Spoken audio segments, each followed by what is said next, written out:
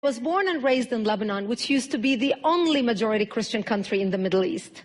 We were open-minded, we were fair, we were tolerant, we were multicultural. We prided ourselves in our multiculturalism. We had open border policy. We welcomed everyone to come to our country because we wanted to share with them the westernization which we had created in the heart of the Arabic world.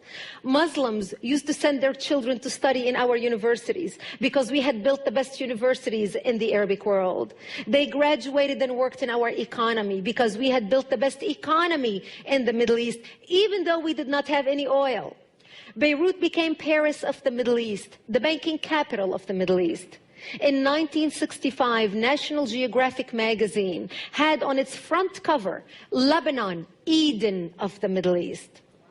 Unfortunately, all this began to change as the years went by. See, we got our independence in the early 40s.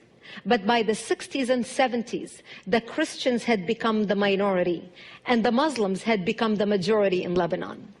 And as the Islamic population grew in the country became less and less tolerant because they started pushing for more rights that were not compatible with our Judeo-Christian value system that we had created. And that's when the problems started.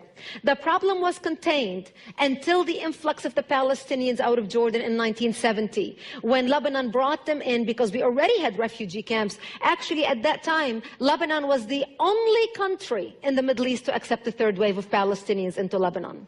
The majority of them were Muslims. They put their heads together with the Muslims in Lebanon and declared jihad on the Christians. What they wanted to do is create a base from which to fight Israel, kill the Jews, and throw them into the sea. Something they tried to do in Jordan. Yasser Arafat and the Palestinians tried to do in Jordan, but they failed because of the dictatorship of the king. Yet they were able to come to Lebanon, use our open-mindedness, our fairness, our tolerance, our multiculturalism, and our democracy to topple our democracy.